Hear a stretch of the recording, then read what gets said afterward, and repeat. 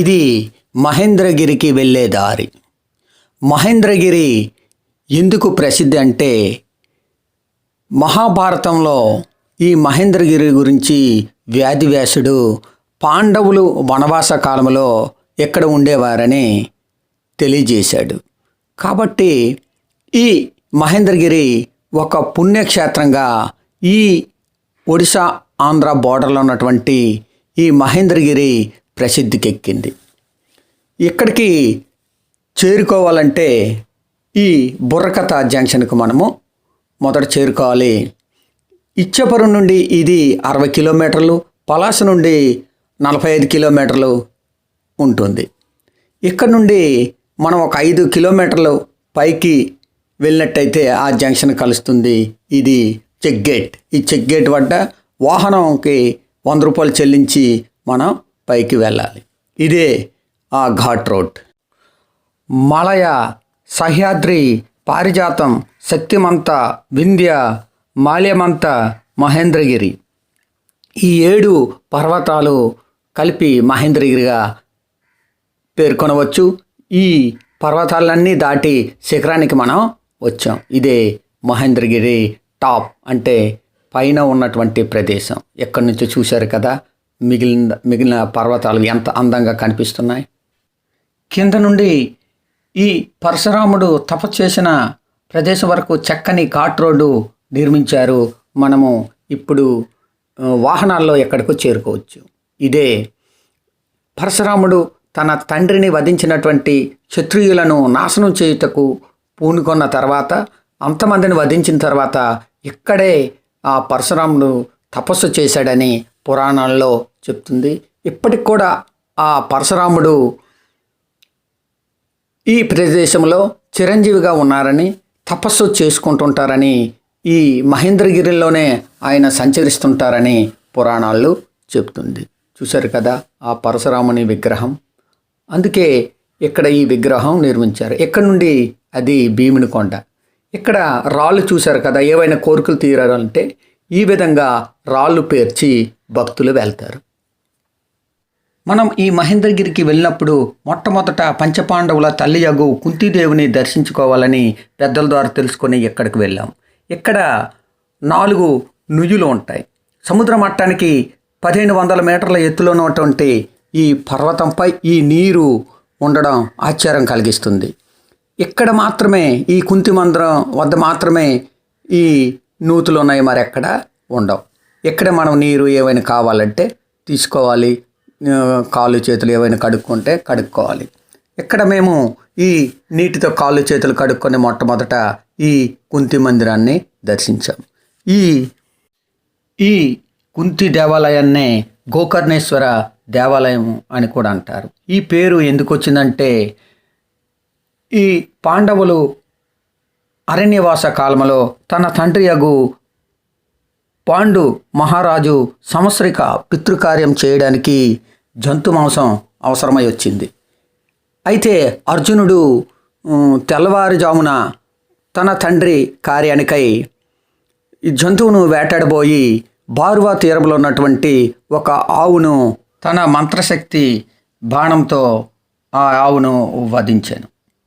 ఆ ఆవు 1,000,000 రక్త బిందువులకు 1 బిందువు తక్కువై బారో వద్ద పడుట వలన కోటిలింగేశ్వర స్వామి అక్కడ వెలిశాడని ఒక పురాణం చెప్తుంది.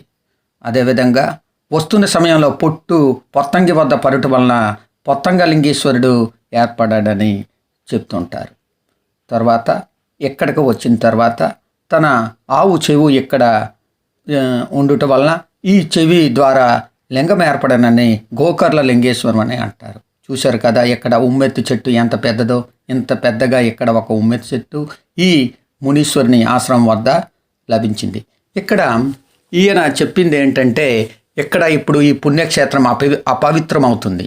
అంటే తాగిన వాళ్ళు తమ మందు సామాను తెస్తున్నారని, ప్లాస్టిక్ వ్యర్థాలు ఇక్కడ పారవేస్తున్నారని, కొంతమంది వంట చేసి ఇక్కడ పాడు చేస్తున్నారని, పిక్నిక్ ప్లేస్ కాదు, ఇది ధర్మక్షేత్రంగా ఆయన చెప్పారు. ఇది యుధిష్ఠిర దేవాలయం, పాండవులలో పెద్దవాడైనటువంటి యుధిష్ఠిర యొక్క దేవాలయం. ప్రతి సంవత్సరం ఆంధ్ర, ఒడిశా నుండి వేలాది మంది భక్తులు శివరాత్రి రోజు ఈ మహేంద్రగిరి పర్వతానికి వస్తుంటారు. ఈ మహేంద్రగిరిపై ఉన్నటువంటి పంచపాండవులు స్థాపించినటువంటి శివలింగాలకి పూజించి తరువాత దినం సూర్యోదయం చూసి ఆ గోకర్ణేశ్వరుని మరియు పొత్తింగేశ్వరిని మరియు బారువలో ఉన్నటువంటి కోట్లింగేశ్వరిని ఒకే రోజు పూజించుకుంటే వాళ్ళకి పాపాలు తొలుగుతాయని ఈ ప్రాంతంలో భక్తుల విశ్వాసం. అందుకే చాలా ఇష్టంతో ఇక్కడికి భక్తులు వస్తుంటారు. ఈ పంచపాండవులు స్థాపించినటువంటి శివలింగాల్ని భక్తి శ్రద్ధలతో పూజిస్తుంటారు. చూశారు కదా ఆ భక్తుల యొక్క భక్తి. ఇదే యుధిష్ఠిర్ ఆలయం వద్ద ఉన్నటువంటి శివలింగం. అంటే పాండవులో పెద్ద కుమారుడైనటువంటి యుధిష్ఠిర్ స్థాపించినటువంటి లింగం. చూశారు కదా. ఇక్కడ నుండి మనం ఇటువైపు ఒకసారి చూసుకుంటే ఇటువైపు భీముని కొండకు దారి. ఈ దారిలోనే ద్రౌపది ఆలయం, చిన్న ఆలయం, అదే సహదేవుని ఆలయం మనకు కలుస్తాయి. ఇక్కడ నుండి భీమ అనుకుంటూ భక్తులు భీముని కొండ వద్దకు నడిచి వెళ్తుంటారు. కొంచెం ఎక్కడం కష్టమే. ఎక్కడ అలసిపోతే అక్కడ కొంచెం కూర్చొని భక్తులు భీమా నాకు పైకి లాగు అని కేకలు వేసుకుంటూ అలాగ భీముని కొండ వద్దకు చేరిపోతుంటారు.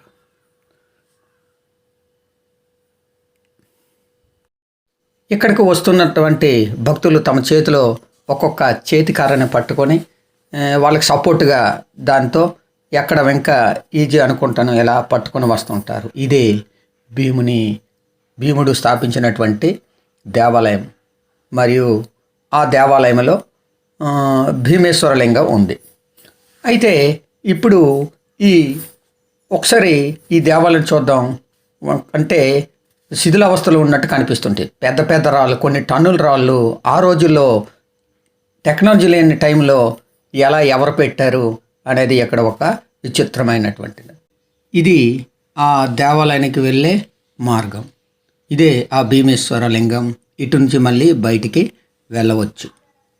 చూడండి ఒకసారి బయటికి ఎలా భక్తులు వస్తుంటారు.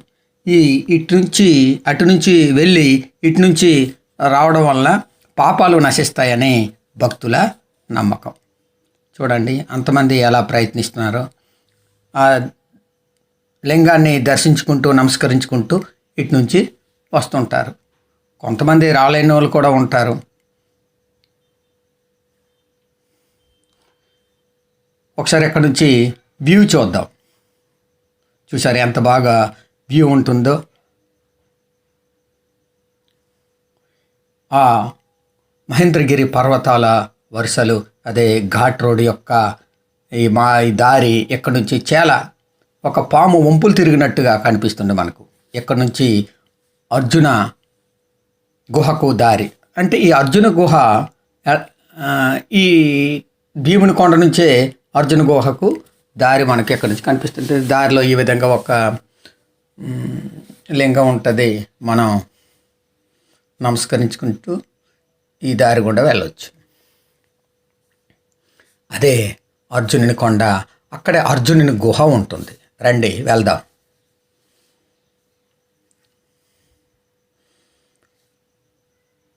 అర్జునుని కొండకు చేరుకోగానే ఇలాంటి ఒక రాయి కనిపిస్తుంది. ఇది ఒక పంచులోహం లాంటి కొండ మీద కొట్టినట్టే మనకు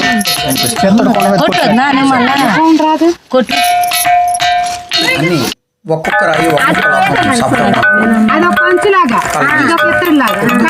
ఈ విధంగా వాళ్ళతో కొట్టి ఆ శబ్దాన్ని వినవచ్చు.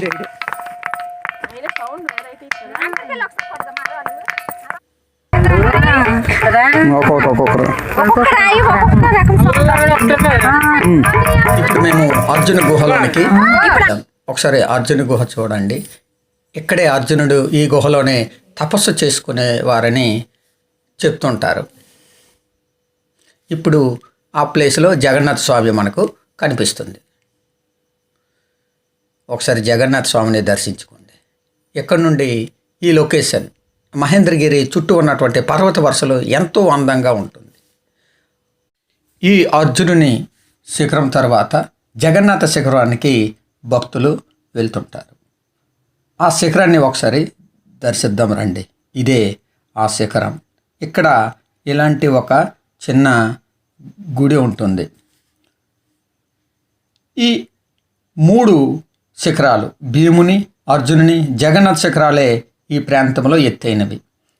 మనం వచ్చేటప్పుడు అర్జునుని మరియు భీముని శిఖరాల మధ్యన ఒక దారి ఉంటుంది. అది షార్ట్ కట్ దారి. ఎక్కడ కనుకుంటారు? పరశురామును తపస్సు చేసిన ప్రదేశానికి. కానీ ఇది ఒక చిన్న చిట్టడవి మార్గం. ఇటు నుంచి మనం నడుచుకుంటూ షార్ట్ కట్గా మనము దిగిపోవచ్చు. అంటే భీముని కొండకు వెళ్లకుండానే తిరిగి దిగిపోవచ్చు. ఇదిగో మేము ఆ దారి గుండే దిగుతున్నాం. చూశారు కదా, చిన్న చిట్టడవి మార్గంలాగా ఉండి చిన్న చిన్న చెట్లు పొదలు ఉంటాయి. ఇదిగో బయటకు వచ్చేసాం. ఇక్కడ నుంచి మేము ఆ పరశురాముడు తపస్సు చేసుకున్నటువంటి ప్రదేశానికి చేరుకున్నాం. ఇదిగో ఇదే రూట్. ఎక్కడి నుంచి మనకు నడిచి ఈ ప్లేస్ అంటే ఈ వ్యూ పాయింట్కి వెళ్ళొచ్చు. ఎక్కడి నుంచి సూర్యోదయం కూడా ఉదయం ఎక్కడి నుంచి చూడవచ్చు, బాగా చూడవచ్చు. ఈ మహేంద్రగిరి వరుసల నుండే వంశధార, మహేంద్రతనయ వంటి నదులు ఎక్కడి నుండే ప్రవహించి సముద్రంలో బంగాళాఖాతంలో కలుస్తున్నాయి. ఇక్కడ ఇక్కో ట్రీట్, మనం ఒక నైట్ ఉండాలంటే ఇక్కడ రూములు కూడా మనము ఉండవచ్చు. ఇవే ఇక్కో ట్రీట్స్ ఒడిశా గవర్నమెంట్ ద్వారా స్థాపించబడినది. తర్వాత మేము ఈ మహేంద్రగిరుల అందాలు చూస్తూ మనసులో ఎంతో ఆనందంతో తిరిగి మళ్ళీ దిగిపోతున్నాం. చూశారు కదా, దిగుతుంటే ఆ వంపుల రోడ్లు, ఆ ఘాట్ రోడ్ను దిగుతుంటే ఆ కొండల యొక్క అందాలు, ప్రకృతి అందం, ఈ ఔషధ చెట్ల యొక్క ఆ సువాసన. ఇక్కడ చాలా ఔషధ చెట్లు ఉంటాయి. ఆరోగ్యకరమైన వాతావరణం. అందుకే ఇక్కడికి చాలామంది భక్తులు వస్తుంటారు.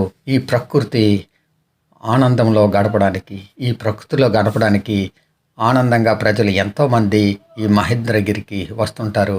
ఇది ఒక పుణ్యక్షేత్రం మరియు ఆనంద నిలయం.